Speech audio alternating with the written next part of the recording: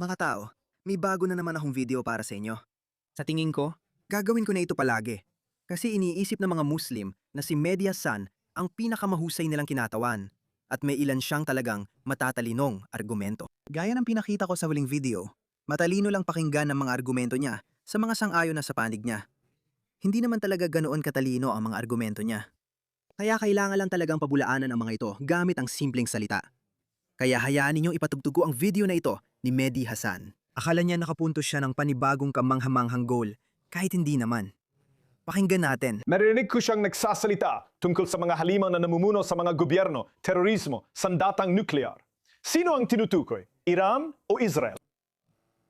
Siguradong Iran, dahil hindi pinapatay ng Israel ang sarili nilang mga tao. hayaan mo sa akin ng Israel ang maraming lungsod, pero hindi nila ginagawa. Gaya ng Estados Unidos, hindi rin ito pinapatay ang sariling mamamayan. Kayano Islamikong rehime ng Iran, pumatay ng 30, 40 o 50,000, depende sa bilang. Pero kung pinakamagandang tantiya, 6,000 lang. Sige, 6,000.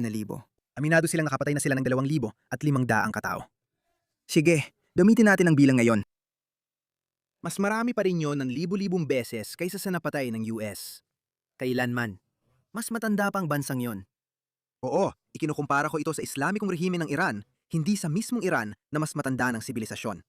Ang tinutukoy natin ay ang Islamikong rehime ng Iran. Ilang taon na ba ito? 47 taon? Naabutan na nito ang mga 6 o 7 presidente. Mas matagal nang umiiral ang Amerika kaysa roon. Sa totoo, parang di ko na maalala ng tama. Nauna pa ito kaysa sa digmaang revolusyonaryo ng Amerika. Sa tingin ko sa Boston yon kung saan may mga nagprotesta na napatay ng mga tropang British na naging isa sa mga dahilan ng digmaang revolusyonaryo ng Amerika. Sa tingin ko, mga 4 o 5 Amerikanong namatay. Sinasabi nila na aksidente lang ang unang putok at bumaril ang sundalong British.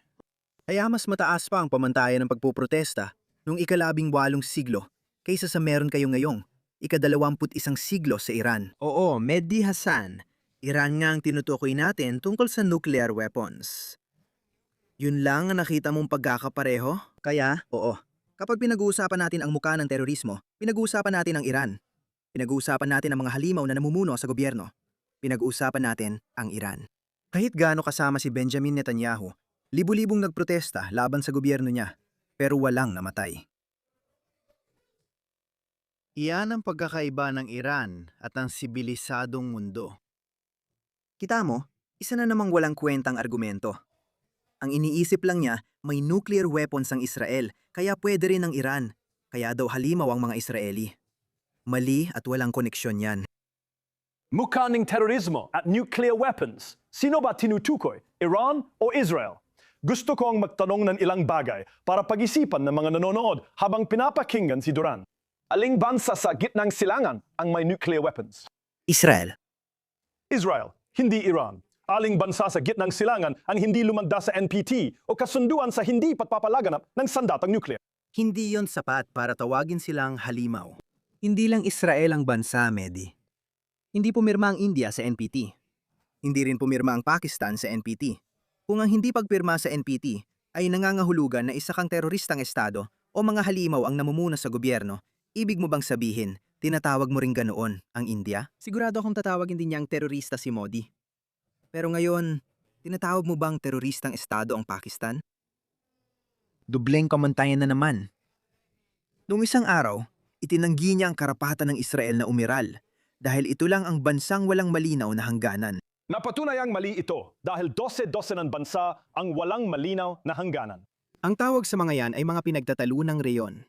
Gumawa siya ng maling palagay hanggang ngayon. Tingnan natin, may iba pa siyang tanong. Nabisto na siya. Ang pagkakaroon ng sandatang nuklear ay hindi ibig sabihin terorista ang isang bansa o halimaw ang mga namumuno. Para malaman kung halimaw ang namumuno sa gobyerno, tingnan kung paano nila tratuhin ang sarili nilang tao. Yun lang ang batayan. At alam naman natin kung paano tratuhin ng Israel ang kanilang mga sibilyan at kung paano tratuhin ng Iran ang kanilang mga sibilyan. Ang pangalawang punto na binanggit niya ay ang hindi pagpapalaganap ng armas nuklear. Hindi rin ito nilagdaan ng India at Pakistan, kaya hindi sila dapat tawaging halimaw o terorista. Hindi Iran, kundi Israel. Aling bansa sa gitnang silangan ang lumalabag sa resolusyon ng UN Security Council. Maraming bansa ang sumuway sa mga resolusyon ng UN Security Council. Sigurado ako ang US ay sumuway na rin sa maraming resolusyon ng UN Security Council. Sinuway ito ng Pakistan. Sinuway din ito ng India. Hindi ko alam sa ibang bansa pero tsak nagawa na ito ng Rusya. Muli, maaari niyang gawin yon. Bakit? Ito ang dahilan kung bakit sinasabi natin na may doble silang pamantayan. Gumagawa sila ng mga pamantayang imposibleng makamit para sa Israel pero binabaliwala ang ibang mga bansa. Kung sinasabi mong sapat na dahilan ng mga ito para tawagin ang Israel na halimaw o terorista, may 12-12 ng iba pang bansang hindi pumapasa sa pamantayan. Pero hindi naman tinawag ni Mehdi ng ganoon ang iba. Diyos ko, sino bang nagsabing matalino siya? Sa tingin ko, dahil lang yon sa sosyal niyang British na accent. Yung mga magsasaka sa Pakistan at Bangladesh parang, ano ba yan pare? Oo. Patigilin na yan, kasi yung puting lalaki nakikinig lang. Di ko alam sagot niya dahil di pinost ni Mehdi. Malalaking bansa na sumuway sa mga resolusyon ng UN Security Council.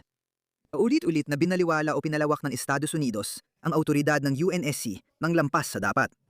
Pinakasikat yung digmaan sa Iraq noong 2003. Masasabi mo bang terorista o halimaw ang Amerika? Sa totoo lang, baka nga tawagin niya. Siguradong naniniwala siya niyan sa puso niya, pero baka hindi niya sabihin. Hindi ko alam. Rusya, ilang beses na. China, India, Israel, Pakistan.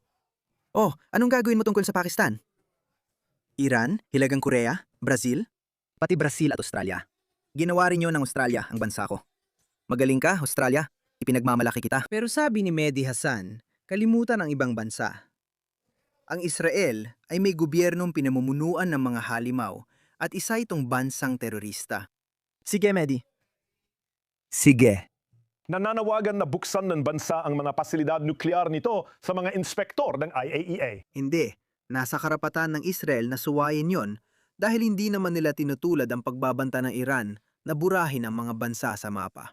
Sinasabi ng Iran ng hayagan, tanga ka. Magkaibang mga taong lantara ng pagyayabang sa mga nagsasabing, kung gagawin mo, gagawin din namin. Batayan ang nuclear program ng Pakistan ito. Hindi naman nagbanta ang India na nuklearin ng Pakistan. Pero sabi ng Pakistan, di kami agad maniniwala. Sabi ng mundo, ayos lang. May issue ba si Mehdi Hasan sa nuclear program ng Pakistan? Wala. Hindi Iran, kundi Israel. Aling bansa sa gitnang silangan ang umatake sa 6 na bansa nung nakaraang taon? 6. 6 na bansa? Hindi naman malaking bilang yan. Ilan sa mga bansang yon ang unang umatake sa Israel? Lahat sila umatake sa Israel. Lahat sila. Lahat ng yon ay depensa lang. Huwag mong galitin ang oso, Mehdi Hasan. Huwag mong galitin ang oso. Kapag ginulo mo ang oso, bansa o taong mas malaki at malakas sa'yo, huwag kang magreklamo pagkatapos. Huwag mo ulitin ang ginawa nung ika-7 ng Oktubre. Masamang ideya pala yon. At kahit anong international law o UN Security Council, hindi ka mapoprotektahan. Hindi Iran kundi Israel ang pasaway na bansang nuclear sa gitnang silangan ngayon, kahit na maraming kasalanan at krimen ang Iran.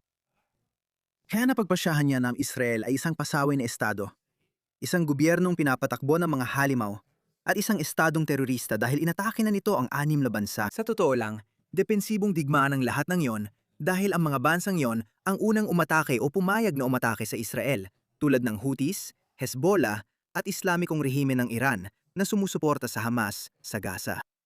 Palagay ko isinama rin niya ang Gaza bilang bansa. Di ko alam kung ano pang bansang inatake ng Israel. Syria? Oo, Syria. Nung dumating ang bagong gobyerno at nagsimula silang patayin ng mga Druze, nakita natin ang mga video na yon. Sa tingin ko, isinama rin niya ang Syria at yun din. Iraq. Dahil pinapatira ng Iraq ang mga opisyal ng Islamic regime ng Iran. Kaya oo, inatake rin nito ang Iraq. Lahat ng iyon ay mga digmaang depensibo. Hindi ka magiging rogue state dyan, tanga. Sumusuway sa resolusyon ng UN Security Council. Sabi ko na sa'yo, maraming ibang bansa ang gumagawa rin yan. Mayroon itong mga sandatang nuklear. Sumusuway sa IAEA. Maraming bansa ang may sandatang nuklear at gumagawa rin yan. Inatake na nito ang 6 na bansa, pero hindi ito nagsimula ng bigmaang depensibo. Kaya ayos lang daw yon. Hindi ka nagiging estadong suwael dahil doon. Hindi pumirma sa NPT, Nuclear Non-Proliferation Treaty. Sabi ko na sa'yo, hindi rin pumirma ang India at Pakistan. Ano pa? Oo, yun na yun. Lahat ng mga bansang ito. Ano ba naman, Mehdi? Sige na, maglabas ka ng mas matindi. Ginawa na yon ng ibang bansang nabanggit ko.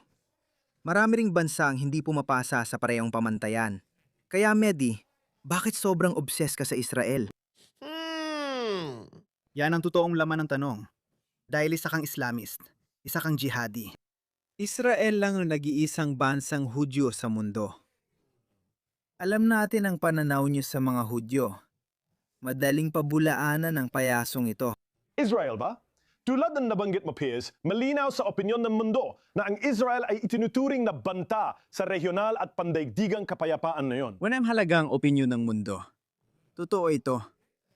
Aminado akong magaling sa propaganda ang mga Muslim at Islamista. Ang sabi ng iba, kontrolado raw ng Israel at Jewish lobby ang media, pananalapi, banking, at mga politiko. Pero napatunayang hindi ito totoo. Mga teorya ng sabuatan. Kung ginawa ng Israel ang mga iyon, sana na-impluwensyahan nila ang opinyon ng publiko. Pero hindi nila nagawa. Kaya mahusay ka, Mehdi Hasan. Ikaw ang panalo sa propaganda war. Ang opinyon ng publiko ay talagang laban sa Israel. Magaling. Pero yun lang ang tagumpay mo. Dahil ang opinyon ng mundo ngayon ay laban sa Amerika at pumapanig sa mga pumapatay sa sarili nilang kababayan. Iyan ang nagpapakita ng kolektibong IQ ng populasyon ng mundo. Sa totoo lang, wala namang gagawin ng mga gagong yon. Wala akong pakialam sa kanila. Itinuro mo, Piers, na si Benjamin Netanyahu ang nagtutulak sa mga Amerikanong Republikanong presidente sa mga digmaang pinili nilang pasukin. Oo, si Piers Morgan nagsabi nun. Kaya siya nga. Sino ba may pakialam? Iraq noong 2000, 2023 at ngayon, Iran naman sa 2025, 2026. Ayos, Israel. Gusto ko yan. Ang galing mo, Israel. Sana talaga ay mapanatili mong nakikinig sa'yo ang mga presidente ng Amerika hanggat maari at mabura natin sa mapa ang mga Islamistang teroristang organisasyon. Sumasayaw ang mga tao sa Iran sa kalye at humihiling kay Pangulong Trump na bumbahin ang Islamikong rehimen ng Iran. Sige Trump, na yun na, bagong lungsod. Sige Trump, durugin mo sila. Dapat mawala na ang mga walang hiya na ito. Dapat bunutin ang ugat nila. Ipinahamak nila ang mga kabataan natin, mga walang hiya at anak ng haram. Na ako. Ako, Pagod na pagod sa. Buhangin. Tumetker Trump.